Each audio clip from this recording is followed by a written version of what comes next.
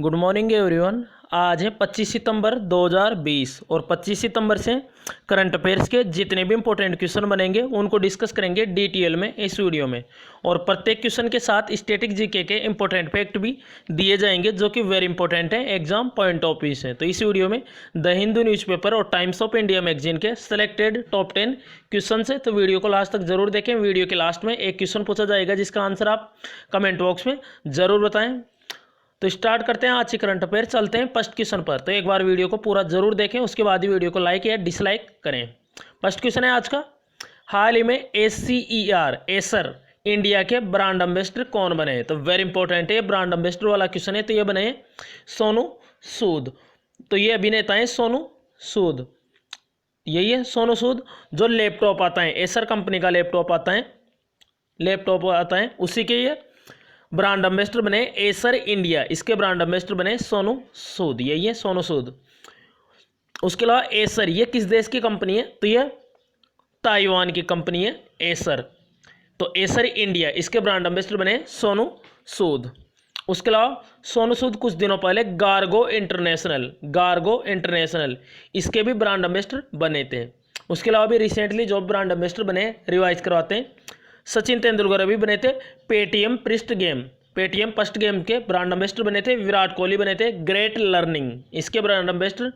उसके अलावा Shane Warne फिर से राजस्थान रॉयल्स जो आईपीएल की टीम है उसके ब्रांड एम्बेसडर बने शेन वार्न।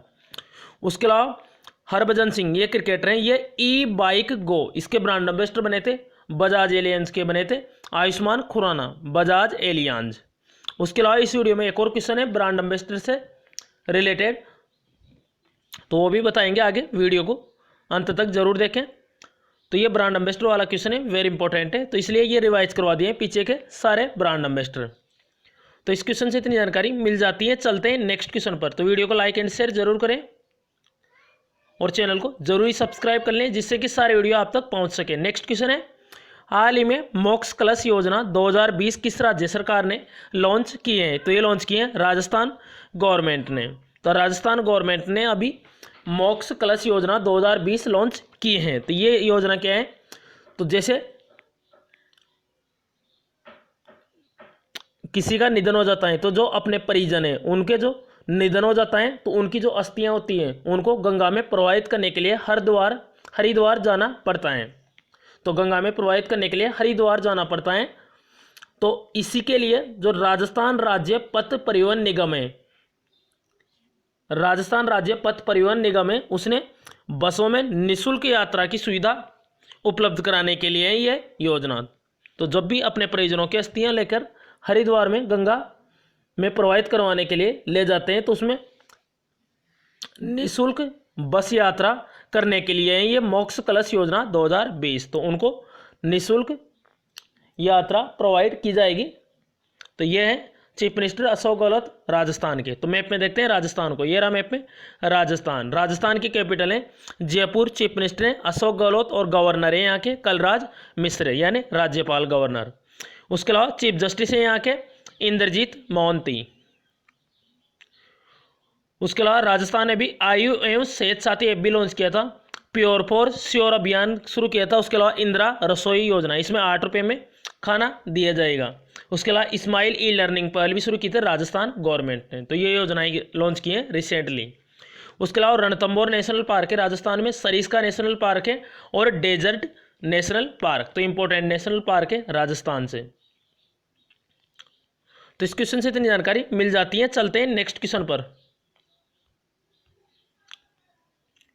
हाल ही में विश्व समुद्री दिवस यानी वर्ल्ड मैरीटाइम डे कब मनाए गए हैं? तो ये मनाए गए हैं अभी 24 सितंबर को। तो 24 सितंबर को वर्ल्ड मैरीटाइम डे मनाए गए हैं, लेकिन ध्यान रखना है ये हर साल नहीं मनाया जाता है। तो ये सितंबर माह के लास्ट गुरुवार को मनाया जाता है। तो सितंबर माह का लास्ट गुरुवार इस बार 24 सितंबर को पड़ा है, इस वजह से 24 सितंबर को मनाया गया है ये विश्व समुद्री दिवस। तो ये दिवस ध्यान रखना है सितंबर माह के लास्ट थर्सडे को मनाया जाता है। और इसकी थीम याद रखना है, इस बार की इसकी थीम है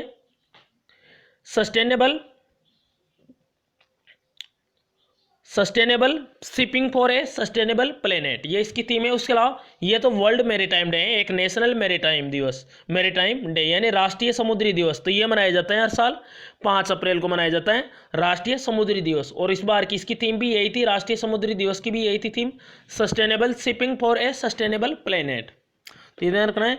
उसके अलावा ये सितंबर मंथ का है, सितंबर मंथ के सारे इंपॉर्टेंट डेज को रिवाइज करवाते हैं। सबसे पहले 2 सितंबर को मनाया गया था विश्व नारियल दिवस, और उसमें बताया था नारियल के उत्पादन में भारत का शीर्ष राज्य है केरला।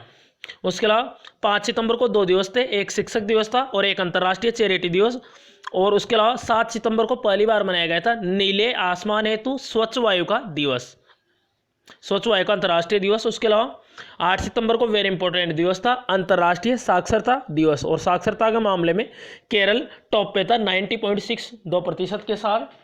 उसके अलावा 10 सितंबर को था विश्व आत्महत्या रोकथाम दिवस। उसके अलावा 12 सितंबर को था विश्व प्राथमिक उपचार दिवस। उसके अलावा 14 सितंबर को था राष्ट्रीय हिंदी दिवस, और तब भी बताया था विश्व हिंदी दिवस मनाया जाता है 10 सितंबर को, और राष्ट्रीय हिंदी दिवस मनाया जाता है 14 सितंबर को, क्योंकि 14 सितंबर 1949 को अनुच्छेद 343 के तहत हिंदी भाषा को राजभाषा के रूप में अपनाया गया था। उसके अलावा 15 सितंबर को इंजीनियर्स डे भी था, और एक था अंतर्राष्ट्रीय लोकतंत्र दिवस। 16 सितंबर को था ओजोन परत संरक्षण दिवस। उसके अलावा 17 सितंबर को विश्व रोगी दिवस यानी वर्ल्ड पेशेंट सेफ्टी डे, विश्व रोगी दिवस। उसके अलावा 18 सितंबर को 3 दिवस थे, एक था विश्व बांस दिवस, एक था विश्व जल निगरानी दिवस, एक था अंतर्राष्ट्रीय समान वेतन दिवस। तो ये इंपॉर्टेंट डे थे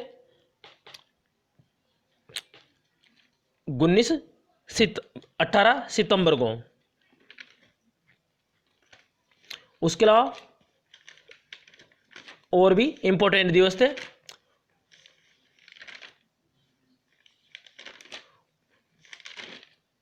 विश्व अल्जाइमर रोग दिवस, विश्व अल्जाइमर दिवस ये था 21 सितंबर को, और 19 सितंबर को था अंतर्राष्ट्रीय तटीय स्वच्छता दिवस। उसके अलावा 19 सितंबर को रेड पांडा दिवस भी था 19 सितंबर को, ये भी ध्यान रखना है। उसके अलावा 22 सितंबर को था विश्व राइनो दिवस, और 23 सितंबर को अंतर्राष्ट्रीय सांकेतिक भाषा दिवस, और अब 24 सितंबर को विश्व समुद्री दिवस। तो ये सारे दिवस रिवाइज करना है। नेक्स्ट क्वेश्चन है, उसके अलावा जो सितंबर का माह है उसे पोषण के महीने के रूप में मनाया जाता है, ये ध्यान रखना है। हाल ही में लड़ाकू राफेल विमान उड़ाने वाली पहली महिला पायलट कौन बनी है? वेरी इंपॉर्टेंट है क्वेश्चन। तो ये बनी है शिवांगी सिंह, और ये कहाँ से? वाराणसी से है। शिवांगी सिंह उत्तर प्रदेश के वाराणसी से, यही है शिवांगी सिंह, और यही अभी लड़ाकू राफेल विमान उड़ाने वाले पहली महिला पायलट बनी है, वेरी इंपॉर्टेंट है। और ये राजस्थान एयरबेस में तैनात है अभी शिवांगी सिंह। ये वैसे मिग 21 शॉर्ट में M21 मिग 21 विमान उड़ाती है, और अब ये लड़ाकू विमान राफेल उड़ाने वाली पहली महिला पायलट बनी है। तो इनका नाम याद रखना है। और ये भी ध्यान रखना है ये राफेल डील किसके साथ है? राफेल प्रोजेक्ट किस देश के साथ है भारत का? तो ये फ्रांस के साथ है राफेल डील, यानी फ्रांस भारत को राफेल विमान बनाकर देगा। तो अभी कुछ राफेल विमान दे दिए थे भारत को, तो ये पहली महिला पायलट बनी है शिवांगी सिंह। नेक्स्ट क्वेश्चन है,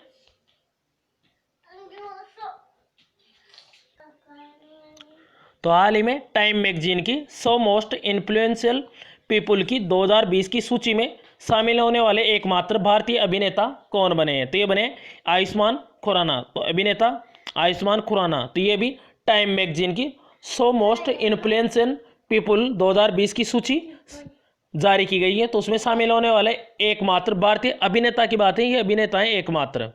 तो इनका नाम याद रखना है आयुष्मान खुराना। उसके अलावा इसमें और भी शामिल है, नरेंद्र मोदी भी इसमें शामिल है, दिल्ली की बिलिकस बानो भी है, CAA सिटीजन अमेंडमेंट एक्ट, तो इससे रिलेटेड है बिलिकस बानो। इसके बारे में इसका विरोध किया था इन्होंने, बिलिकस बानो। उसके अलावा सुंदर पिचाई, ये गूगल के CEO हैं, तो ये भी इस लिस्ट में शामिल हैं। लेकिन यहाँ बात भारतीय अभिनेता की, तो अभिनेता यही है आयुष्मान खुराना इस लिस्ट में शामिल होने वाले हैं। इसके अलावा ये चारों इस लिस्ट में शामिल हैं। उसके अलावा आयुष्मान खुराना बजाज एलियंस के ब्रांड एम्बेसडर बने थे।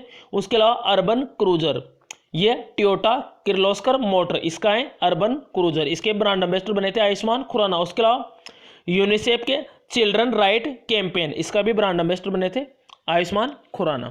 तो ये रिवाइज करवा दिया है। नेक्स्ट क्वेश्चन है, हाल ही में किसने टूर डी फ्रांस 2020 रेस जीत ली है? तो ये जीती है तादेज पोगाकर। ये कहाँ की है? स्लोवेनिया की है तादेज पोगाकर। और ये भी टूर डी फ्रांस 2020 रेस जीती है इन्होंने। और ये 21 दिनों तक चलने वाली रेस है पुरुषों की।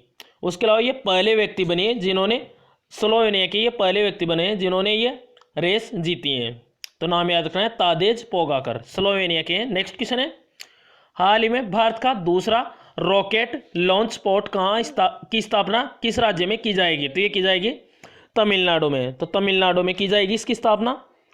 तो हमारे वर्तमान में जो अंतरिक्ष राज्य मंत्री हैं जितेंद्र सिंह, इन्होंने बताया है कि तमिलनाडु का जो थूथुकुडी है, थूथुकुडी डिस्ट्रिक्ट है, वहाँ पे कुलशेखर पट्टिनम में भारत का दूसरा रॉकेट लॉन्च स्पॉट स्थापित किया जाएगा। और पहला कहाँ पे? आंध्र प्रदेश के श्री हरिकोटा में पहला। तो दूसरा तमिलनाडु के थूथुकुडी डिस्ट्रिक्ट है, उसमें कुलशेखर पट्टिनम जगह है, कुलशेखर पट्टिनम, यहीं पे ये लॉन्च किया जाएगा जहाँ से रॉकेट लॉन्च किया जाता है।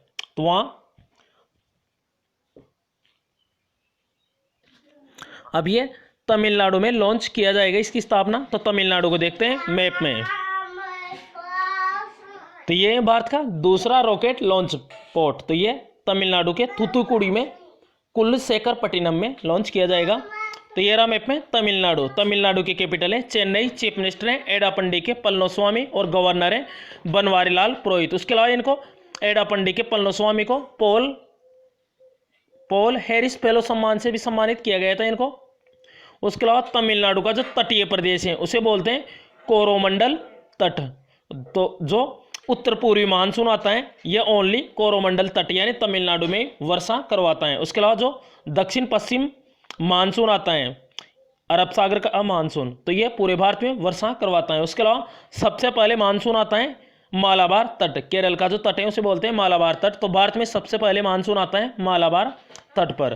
तो ये इधर 4 तो पूर्वी तट है और 4 तो पश्चिमी तट है और 2 पूर्वी तट है। एक तो है कोरोमंडल तट और एक है उत्तर प्रदेश, उत्तरी सरकार। तो ये याद रखना है तटों के नाम भी।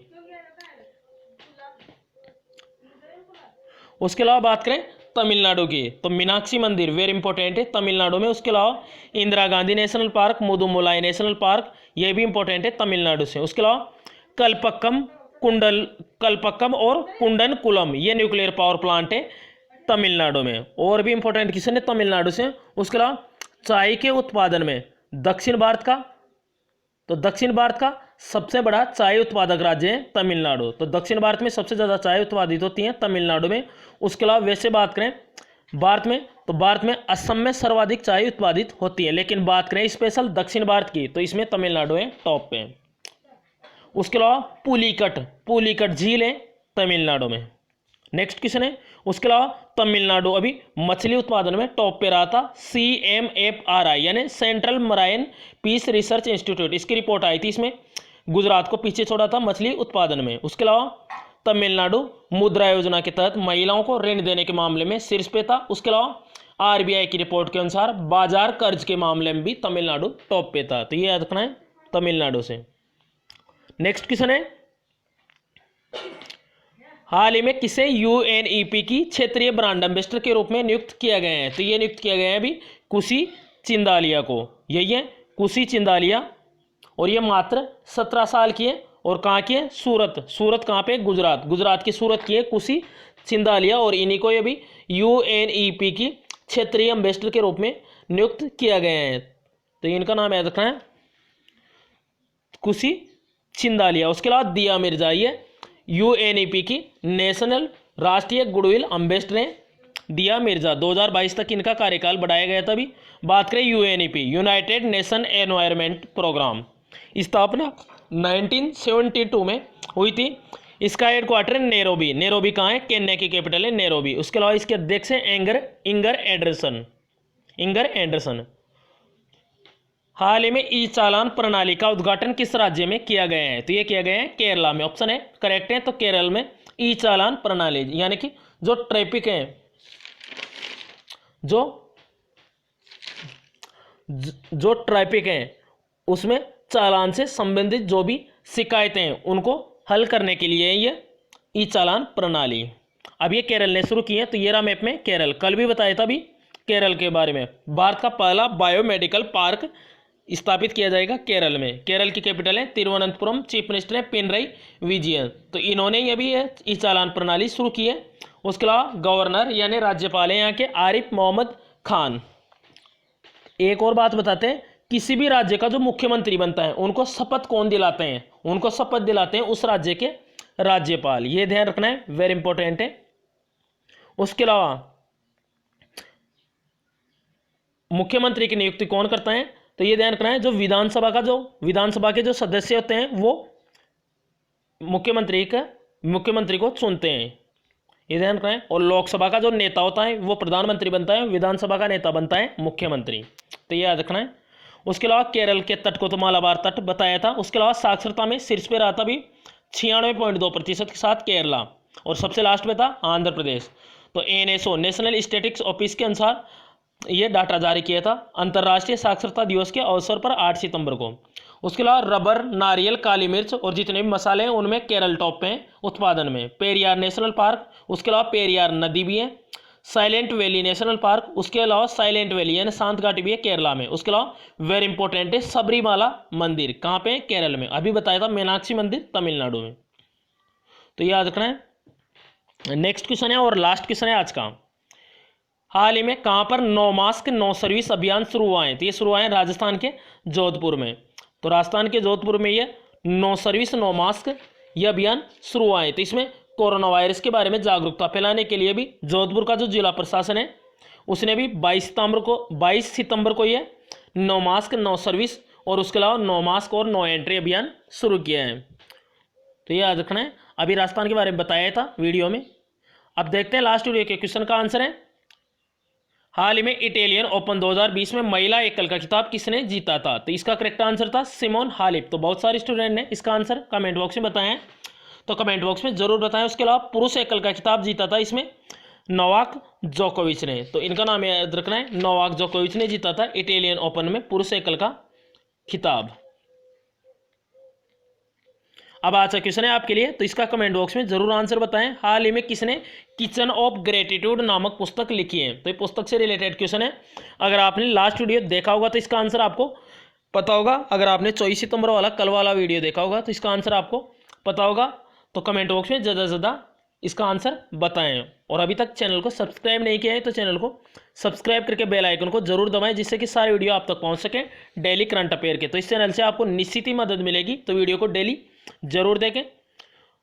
तो इससे आपकी स्टैटिक जीके भी बहुत हद तक ही क्लियर हो जाएगी, क्योंकि स्टैटिक जीके से सारे इंपॉर्टेंट फैक्ट बताते हैं स्टैटिक जीके के। तो चैनल को सब्सक्राइब करें और ज़्यादा से ज़्यादा अपने दोस्तों के साथ शेयर करें चैनल को, वीडियो को। तो thanks for watching this video. अगर किसी भी क्वेश्चन से कोई प्रॉब्लम हो कमेंट बॉक्स में बताएं, या अधिक प्रॉब्लम हो तो इन व्हाट्सअप नंबर के थ्रू भी कॉन्टैक्ट कर सकते हैं। तो thanks for watching this video, this channel always with you. Thanks all friends.